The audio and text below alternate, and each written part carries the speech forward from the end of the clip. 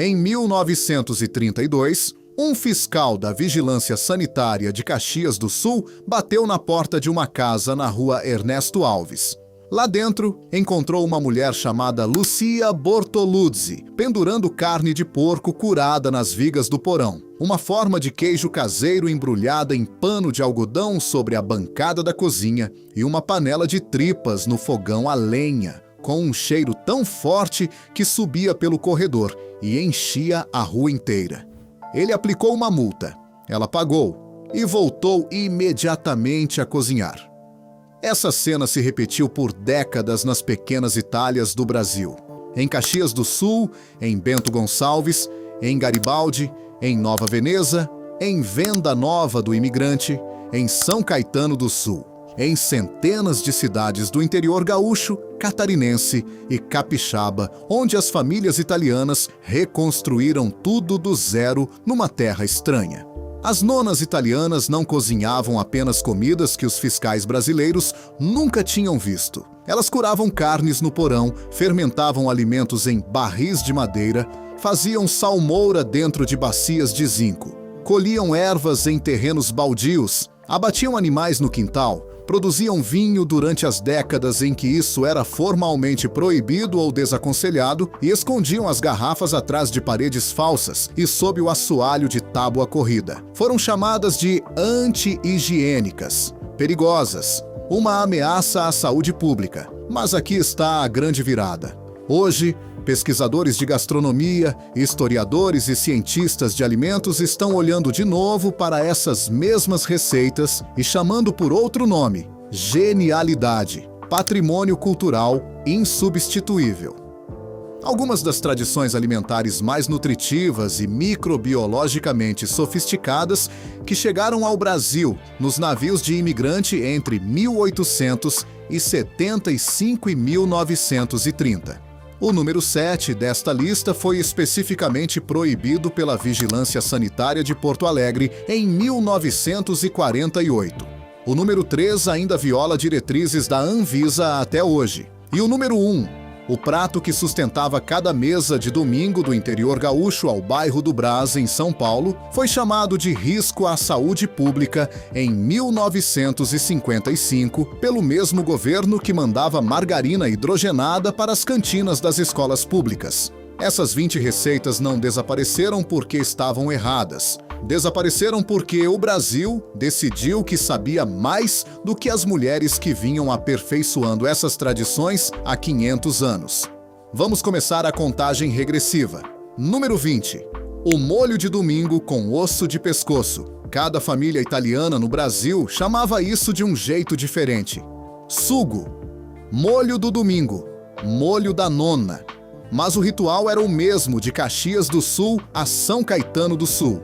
Os ossos de pescoço de porco eram dourados com força numa panela de ferro, fundido até a gordura derreter e virar ouro. Depois, mergulhados em tomate pelado amassado com as mãos e deixados ali, cozinhando devagar, por 4, 5, às vezes 6 horas. Na década de 1940, osso de pescoço custava quase nada no açougue do bairro italiano. As famílias que tinham deixado para trás a miséria do Vêneto e da Calábria entendiam algo que muitos brasileiros ainda não compreendiam. Osso, tutano e tecido conjuntivo, cozidos lentamente, liberam uma profundidade de sabor que nenhum corte magro consegue imitar.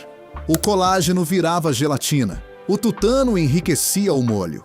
A acidez do tomate amolecia depois de horas de fogo baixo, virando algo suave, complexo, profundo, impossível de ser reproduzido numa versão rápida de 90 minutos. Os fiscais às vezes apontavam problemas: panela destampada no fogão por horas, molho sendo mantido aquecido da manhã até o almoço do domingo. As nonas concordavam com a cabeça e ignoravam completamente. Elas faziam aquele molho desde antes de qualquer homem de uniforme brasileiro ter sequer nascido. Número 19. O lar do curado nas vigas do porão.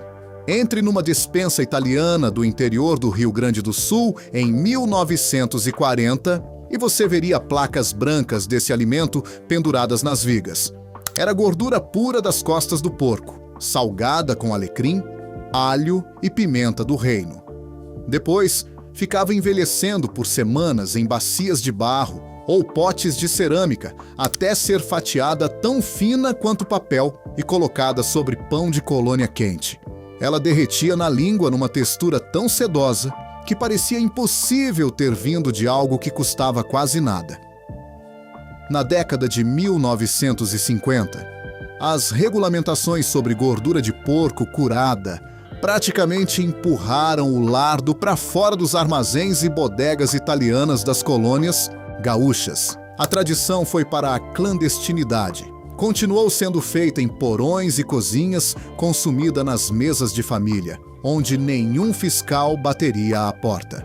O mesmo produto que as nonas faziam numa bacia de zinco em Bento Gonçalves é hoje vendido em casas de charcutaria artesanal de São Paulo por preços que fariam qualquer imigrante italiano da primeira geração cair da cadeira de tanto rir. Número 18. O braciola enrolado com ovo inteiro. Esse era o prato que separava o domingo de todos os outros dias da semana.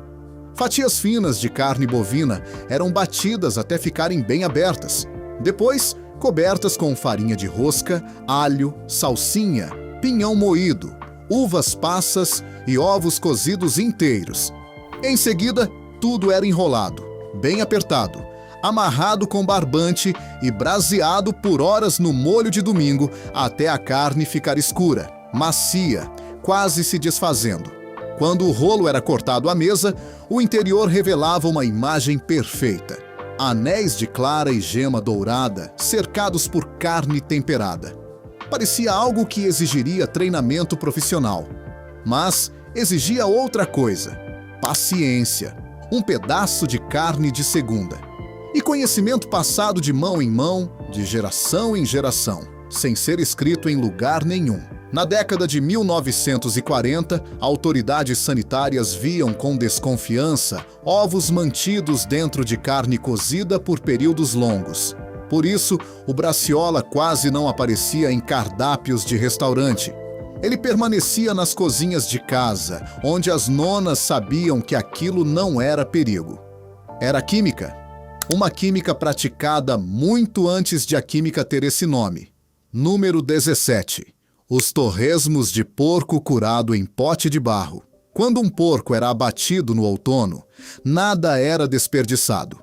Os pedaços de gordura e pele que sobravam depois de fazer a banha eram fritos novamente até ficarem crocantes e guardados em potes de barro cobertos com a própria gordura derretida. Conservados assim, duravam meses, sem refrigeração.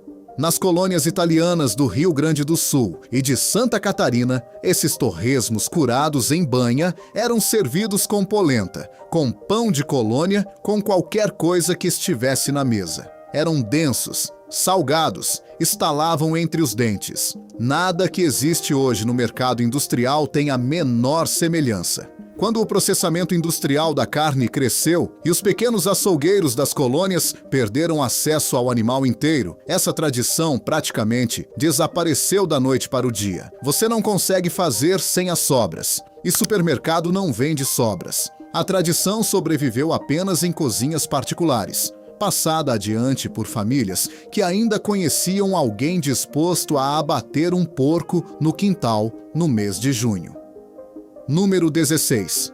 A tripa do domingo de sexta-feira. A sexta-feira era dia sem carne no calendário católico das famílias italianas, mas a tripa ocupava uma zona cinzenta teológica, e as nonas italianas exploravam isso com uma criatividade considerável. A tripa limpa era cozida por horas com tomate, cebola, aipo e hortelã fresca até ficar sedosa e macia. E esse era o prato de sexta-feira, que enchia todos os lugares da mesa. A hortelã cortava a gordura, levantava o caldo e transformava algo que no começo podia cheirar ao beco atrás de um açougue numa comida que você simplesmente não conseguia parar de comer. Nas décadas de 1940 e 1950, Os açougueiros italianos dos bairros de São Paulo, de Porto Alegre e de Caxias do Sul vendiam tripa todos os dias. Mas na década de 1980, conforme aquela geração envelheceu e se mudou para os apartamentos das cidades grandes, o mercado entrou em colapso. O último açougue especializado em tripa da Rua do Glicério, no Brás paulistano, fechou no final dos anos 90. O filho do dono disse uma frase simples: "As pessoas simplesmente não querem mais isso." O que ele realmente queria dizer era outra coisa. As pessoas que queriam aquilo tinham ido embora. E ninguém se preocupou em ensinar à geração seguinte que aquilo importava. Número 15. O vinho de porão das famílias italianas. No Brasil, a produção de vinho caseiro nunca foi formalmente proibida, mas durante décadas foi fortemente desestimulada, taxada e progressivamente regulamentada até se tornar tecnicamente inviável para a escala doméstica. Os avós italianos por toda a Serra Gaúcha leram cada nova exigência com atenção, balançaram a cabeça em silêncio e continuaram fazendo vinho. As uvas vinham dos próprios parreirais que cada família plantou quando chegou ao Brasil, sem nada além das sementes que trouxe dentro dos bolsos.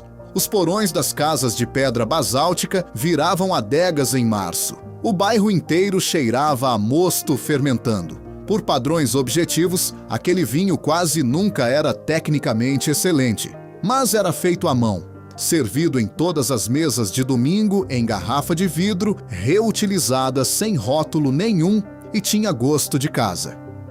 Quando as regulamentações da décadas de 1980 e 1990 começaram a exigir registro, análise laboratorial e certificação para qualquer vinho comercializado, as famílias que vendiam garrafinhas na beira da estrada foram sendo gradualmente extintas. A receita nunca foi escrita em lugar nenhum.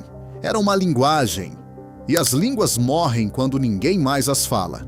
Número 14. O cotechino de Natal cozido no porão. Essa era uma linguiça que o Brasil simplesmente não entendia. Feita com couro de porco, gordura e carne temperada, tudo colocado dentro de tripa natural. Ela era cozida lentamente por 3 a 4 horas até que a gelatina amaciasse a pele e deixasse a linguiça quase translúcida. O cotechino era servido em fatias sobre lentilhas na véspera de Natal e nas mesas de domingo durante todo o inverno. A textura era diferente de qualquer linguiça brasileira. Macia, quase cremosa, rica em gelatina, com a tripa cedendo entre os dentes. Os temperos também não tinham equivalente no paladar local. Cravo, noz moscada e canela ao lado de pimenta e sal. Não havia referência familiar para aquilo. Os fiscais questionavam o cozimento longo em temperatura incerta. As nonas questionavam o absurdo de pessoas que não entendiam nada de comida tentando lhes ensinar a cozinhar. Hoje, o cotechino aparece no cardápio de restaurantes italianos de São Paulo e do Rio a R$ 80 reais o prato, descrito como artesanal e feito na casa. O seu bisavô comprava essa linguiça no armazém da colônia por quase nada e a deixava cozinhando na beira do fogão a lenha na tarde da véspera de Natal. Número 13. O peixe cru curado no sal. As comunidades do litoral da Itália já comiam peixe cru curado no sal havia séculos, muito antes de alguém inventar refrigeração. Anchovas guardadas em sal, sardinhas curadas em potes de cerâmica, fatias finas de peixe cru, temperadas com azeite e limão. Era o sal que fazia o trabalho que o frio ainda não podia fazer. Ele retirava-te a umidade, concentrava o sabor e criava um ambiente onde nenhum micro-organismo perigoso conseguia sobreviver com facilidade. As famílias italianas do litoral de Santa Catarina e do Espírito Santo trouxeram essa tradição consigo.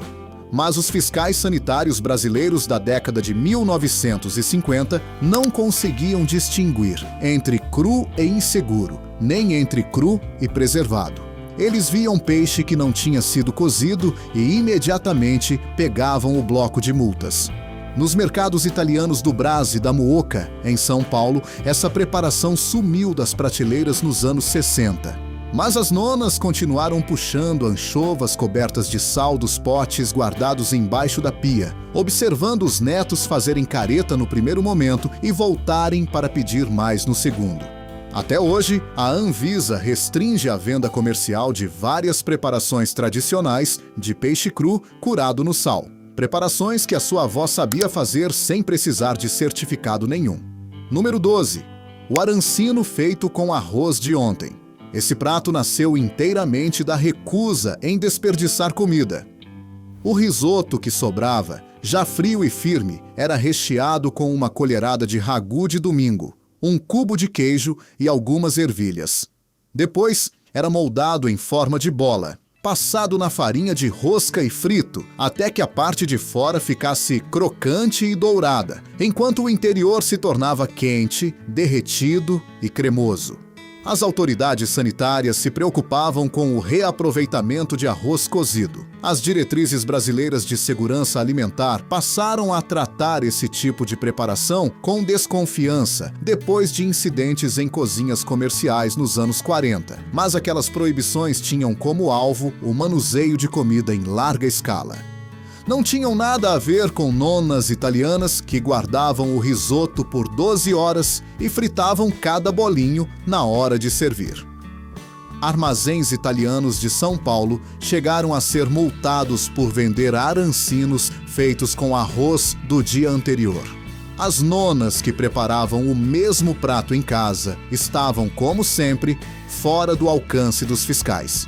Hoje, os arancinos são vendidos em casas de gastronomia italiana de São Paulo e Curitiba a R$16, R$18 cada. Mas quase nenhuma nona vende mais os seus. E esse conhecimento vive em menos cozinhas a cada ano. Número 11. A sopressata pendurada no quarto dos fundos. O armazém italiano da Rua 13 de Maio, no Brás, fazia sua própria sopressata. E pelo menos uma dúzia de famílias em cada quarteirão ao redor também fazia. Nas cozinhas, nos corredores frios e nos quartos dos fundos das casas de colônia, pedaços de carne de porco temperada ficavam pendurados em ganchos, esperando o tempo fazer o seu trabalho. A sopressata depende inteiramente do crescimento correto de mofo benéfico na parte externa da tripa e da acidificação da carne pela fermentação natural. Nos anos 50, fiscais sanitários brasileiros viam carne de porco crua pendurada em cômodos sem refrigeração e imediatamente pegavam o bloco de multas. Mas as nonas italianas entendiam algo que aqueles fiscais não entendiam. O mofo do lado de fora não era contaminação, era proteção. Um sistema vivo com séculos de idade que mantinha a carne segura enquanto o sabor se desenvolvia por dentro. As regras atuais da Anvisa para a cura doméstica de carne são extensas, em grande parte impossíveis de fiscalizar, e em muitos lares do interior gaúcho e catarinense, onde esse conhecimento sobreviveu, também largamente ignoradas. A sopressata no quarto dos fundos da sua bisavó não era perigo. Era microbiologia aplicada, refinada ao longo de 500 anos. Número 10. A polenta com gorgonzola de leite cru. Esse era um café da manhã de colônia no interior gaúcho e, ao mesmo tempo, uma ceia de domingo em muitos lares italianos do ABC paulista. A polenta grossa era cozida por 45 minutos, exigindo mexida constante até ficar densa, cremosa e firme. Depois era colocada numa tigela funda, coberta com um ovo frito cuja gema escorria para dentro dos grãos, e finalizada com pedaços de gorgonzola de leite cru, que amoleciam com o calor e se espalhavam em fios dourados. O problema era o queijo. Em 1949, o Ministério da Agricultura brasileiro começou a exigir que queijos macios fossem feitos com leite pasteurizado, classificando queijos de leite cru com menos de 60 dias de maturação como risco à saúde pública. Famílias ítalo-brasileiras responderam com um argumento simples. O gorgonzola vinha sendo feito com leite cru havia pelo menos 1000 anos, sem provocar a epidemia que os reguladores pareciam prever. Essa discussão nunca foi completamente resolvida. O que se resolveu foi a tradição. A sua bisavó conseguia reconhecer a diferença entre um gorgonzola verdadeiro e o substituto pasteurizado de olhos fechados. A ceia de polenta de domingo foi desaparecendo em silêncio junto com os armazéns e queijarias italianas, que ainda vendiam o produto real. Número 9. O bacalhau dessalgado 3 dias na pia. O bacalhau salgado seco, até parecer uma tábua de madeira, era comprado no mercado italiano de peixes e colocado de molho em água fria. Essa água precisava ser trocada 3 vezes por dia durante 48 a 72 horas, até que a carne amolecesse, inchasse e perdesse sal suficiente para se tornar comestível. As autoridades sanitárias ficavam perturbadas com aquele processo de vários dias em temperatura ambiente. As nonas italianas ficavam perturbadas com autoridades sanitárias, que aparentemente acreditavam que todo o Mediterrâneo vinha morrendo de intoxicação alimentar havia 5 séculos. O bacalhau definia a véspera de Natal nos lares ítalo-brasileiros. Era a âncora da mesa das festas, e ele exigia planejamento com dias de antecedência. Quando a geração que sabia planejar, dessalgar e preparar desapareceu, o bacalhau preparado do jeito certo praticamente desapareceu junto. Em 1960, ficava sobre o balcão de todo o mercado italiano de peixe em qualquer cidade do sul do Brasil com bairro italiano. Hoje é um pedido especial em 2 ou 3 lugares no país inteiro, quando você ainda consegue encontrá-lo. Número 8. A ribolita reaquecida do dia seguinte. Ribolita significa literalmente fervida de novo. Era por definição e por intenção uma comida feita de sobras. O minestrone do dia anterior, grosso, cheio de feijão branco, couve toscana e pão amanhecido, era aquecido novamente no dia seguinte até que o pão se desfizesse completamente dentro do caldo, engrossando tudo até chegar a uma consistência quase de mingau. Depois vinha o toque final. Azeite cru por cima, pimenta do reino na hora. As nonas italianas do interior de Santa Catarina entendiam instintivamente uma verdade simples. A sopa feita na quinta-feira era boa. A mesma sopa na sexta-feira, depois de passar uma noite na panela e mais uma hora no fogão, era melhor. As diretrizes sanitárias brasileiras viam com profunda desconfiança a prática de reaquecer sopas de feijão. A resposta das nonas era igualmente simples. Qualquer coisa mal armazenada pode causar problema. Talvez os fiscais devessem mirar no armazenamento incorreto e não numa técnica aperfeiçoada ao longo de 400 anos. Hoje a ribolita aparece no cardápio de restaurantes italianos de São Paulo a R$ 35,00 a tigela. A sua bisavó fazia a mesma receita porque se recusava a jogar fora a sopa de quinta-feira. A receita era idêntica. O motivo era completamente diferente. Número 7. O zabaione com ovos crus. Em 1948, a Vigilância Sanitária de Porto Alegre emitiu um alerta específico contra a preparação e venda de receitas feitas com ovos não cozidos, citando o risco de salmonela. O alerta mencionava o zabaione diretamente. O zabaione não é nada mais do que gemas de ovo, açúcar e vinho marsala, ou nas versões brasileiras, vinho colonial ou cachaça envelhecida, batidos sobre banho-maria até ficarem espessos, brilhantes e espumosos. Mas ele nunca cozinha completamente. Os ovos nunca chegam à temperatura de pasteurização. É uma sobremesa crua ou quase crua servida nos lares italianos desde o século XV. As nonas de Caxias do Sul e de Garibaldi leram o alerta de 1948 e prepararam zabaione para a sobremesa do domingo. Ele aparecia em copinhos de cerâmica ao lado de frutas da estação. Era servido às colheradas sobre bolo de polvilho. Às vezes era despejado ainda morno diretamente na boca das crianças, com a justificativa de que aquilo era remédio. Porque, afinal, algo com aquele sabor só podia ser remédio. A vigilância nunca conseguiu bater em todas as portas de cozinha da colônia. E o zabaione continuou sendo feito por mais 60 anos, sem uma única consequência registrada. Número 6. A tripa à la romana de domingo nos apartamentos do Brás. Essa era diferente da tripa de sexta-feira. Essa era Roma servida num domingo. A tripa limpa, pré-cozida, cortada em tiras, braseada por horas num molho de tomate, guanciale, vinho branco e pecorino, até que cada pedaço absorvesse completamente o molho e o queijo se derretesse no conjunto. O cheiro era desafiador. Não há outra palavra melhor. Ele enchia o corredor. Subia para o andar de cima, descia para o andar de baixo. Vizinhos que não tinham crescido com aquilo batiam à porta para perguntar se estava tudo bem. E estava. Estava mais do que bem. Estava espetacular. Nas décadas de 1940 e 1950, alguns proprietários de cortiços do Brás e da Muca chegaram a incluir cláusulas informais nos acordos de locação, desaconselhando o cozimento de miúdos dentro dos apartamentos.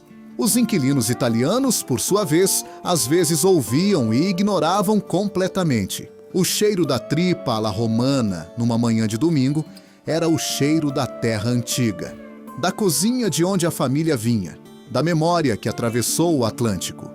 Nenhum acordo de aluguel mudaria isso. Mas à medida que os açougues italianos que sabiam limpar tripa corretamente foram fechando as portas no Brás, na Muca, em Santo André, o prato recuou das cozinhas de casa para os restaurantes. E o ritual de domingo que ele sustentava foi desaparecendo junto. Número 5. A mozzarella puxada no sábado de manhã. Esse era um ritual de sábado de manhã em qualquer casa onde ainda houvesse alguém que soubesse fazer. A coalhada fresca era aquecida em água salgada até se tornar plástica, elástica, quase viva nas mãos. Depois, era puxada, dobrada e moldada manualmente em bolas brancas que iam direto para a meia chança de domingo, ainda mornas do processo. Mozzarella fresca puxada poucas horas antes de ser comida é uma substância completamente diferente daquele bloco embrulhado em plástico que existe hoje em qualquer supermercado brasileiro. A textura é macia como uma almofada delicada, cedendo ao toque. O sabor é limpo, leitoso, levemente adocicado. Existe um momento na primeira hora depois de puxada em que ela atinge a perfeição. Depois disso, começa lentamente a perder algo. A versão que a sua avó fazia no sábado de manhã chegava à mesa de domingo exatamente nesse ponto máximo. Hoje você pode comprar mozzarella em qualquer supermercado. Pode comprar aproximações em lojas especializadas. Mas a mozzarella puxada na pia da cozinha, feita com as mãos da família e servida ainda morna, existe apenas nas mãos das poucas nonas que restam e nas famílias pacientes o suficiente para aprender com elas antes que seja tarde demais. Número 4. O pão de colônia esfregado com alho e azeite. Isso não era uma receita, era uma filosofia. Uma fatia grossa de pão de colônia era tostada diretamente sobre a chama do fogão a lenha. Assim que saía do fogo ainda quente, era esfregada com um dente de alho cru cortado ao meio, até que o alho fosse se gastando contra a superfície áspera do pão e virasse quase um toco. Depois, o pão era inundado com azeite de oliva trazido da Itália ou prensado artesanalmente no sul, e finalizado com sal grosso. Sobre o pão quente, aquela combinação simples não precisava de mais nada. O azeite fazia todo o trabalho. As nonas comiam isso no café da manhã. Davam aos netos quando estavam doentes. Colocavam na mesa de domingo como a primeira coisa a ser servida, enquanto todo o resto ainda cozinhava, para que ninguém desmaiasse de fome antes de a massa estar pronta.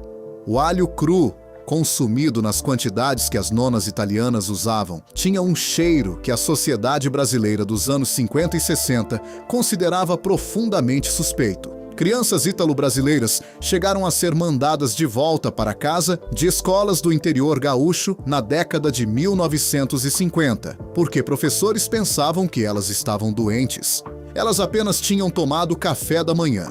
O alho não era tempero, era uma base. O azeite não era condimento, era quase um grupo alimentar.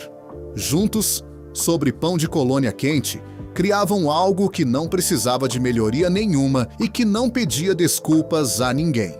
Número 3.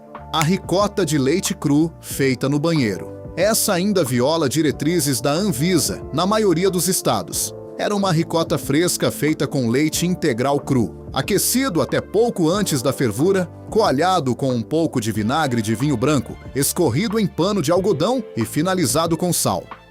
90 minutos do começo ao fim. O resultado era macio, ainda morno, levemente granuloso, com gosto de creme puro e nada mais. As nonas italianas nos cortiços do Brás faziam essa ricota no banheiro, porque aquele era o lugar com as melhores condições. Uma pia funda, canos quentes, uma porta que podia ser fechada. O pano de queijo ficava pendurado no cano do chuveiro. O soro escorria para dentro da pia. A ricota ia diretamente para a mesa de domingo. No interior gaúcho e catarinense, era feita na cozinha, com o leite tirado da vaca naquela manhã. A Anvisa proíbe a venda comercial de produtos lácteos feitos com leite cru e maturados por menos de 60 dias. Ricota de leite cru, consumida no mesmo dia em que é feita, não pode ser vendida legalmente na maioria das jurisdições brasileiras. A sua bisavó fazia isso todo sábado, em completa violação técnica de uma lei que, na maioria das vezes, ainda nem existia, produzindo algo que não tem absolutamente nenhuma semelhança com aquela pasta branca vendida em potes plásticos no supermercado. Ricota verdadeira de leite cru. É uma comida que encerra qualquer discussão.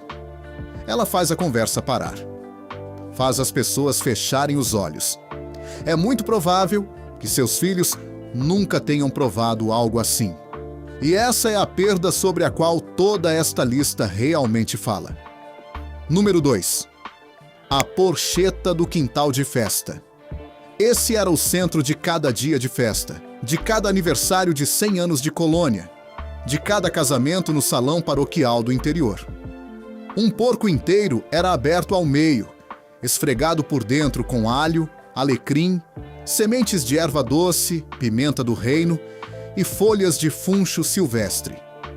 Depois, era enrolado, bem apertado, amarrado com barbante e assado por 6 a 8 horas sobre fogo de lenha, até que a pele ficasse crocante como vidro se quebrando e a gordura interna regasse a carne continuamente durante todo o cozimento.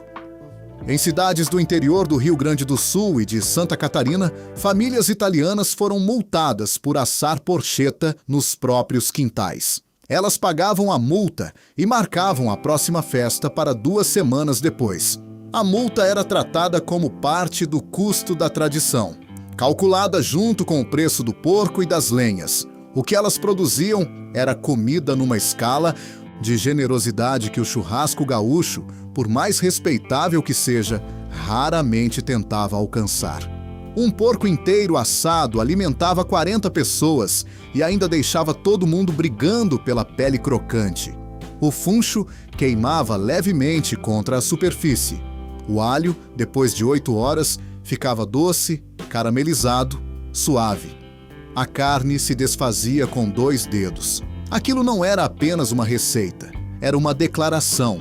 Número 1. O ragu de domingo que ficava no fogão desde as 7 da manhã. É aqui que todas as entradas desta lista começam e terminam. Não é apenas um prato, é uma prática. A prática de deixar uma panela de comida em fogo baixo durante um dia inteiro, acrescentando ingredientes, provando, ajustando e servindo em etapas ao longo de uma refeição que podia durar 4 horas e exigir não menos que 7 pratos. O molho começava às 7 da manhã. As almôndegas entravam às 9. O braciola, a linguiça e outras carnes entravam às 11. Ao meio-dia, A cozinha das casas do interior gaúcho, das casas de colônia de Santa Catarina, dos sobrados do Brás e da Muca já tinha acumulado uma densidade de aroma que se prendia às roupas, aos cabelos e à memória para sempre. Crianças que cresceram nessas cozinhas passaram a vida adulta inteira tentando recriar aquele cheiro. No pós-guerra, as autoridades sanitárias brasileiras ficavam constantemente alarmadas com carne cozida, descansando dentro de molho de tomate em temperatura baixa por períodos prolongados.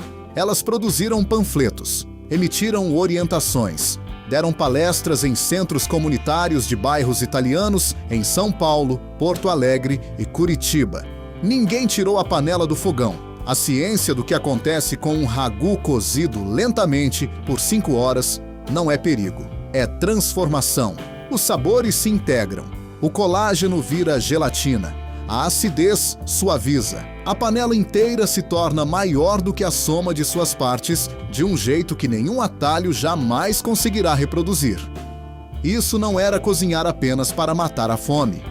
Era uma declaração de que o domingo era diferente de todos os outros dias da semana, de que a família merecia algo observado, ajustado, cuidado e, acima de tudo, recebido com tempo.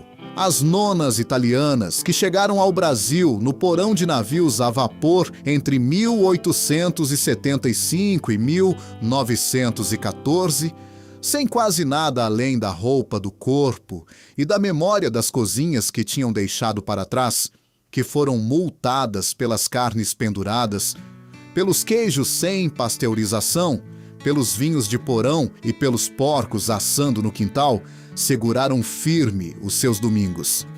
A panela continuou no fogão. O molho foi feito. A família se sentou à mesa. Essa era a lei que elas obedeciam. Conta nos comentários qual dessas receitas a sua família ainda prepara. Se a sua avó ainda cozinha, vai se sentar na cozinha dela e presta atenção. Esse conhecimento não se escreve sozinho. E um dia, mais perto do que a gente pensa, as mãos que sabem fazer isso não vão mais estar aqui.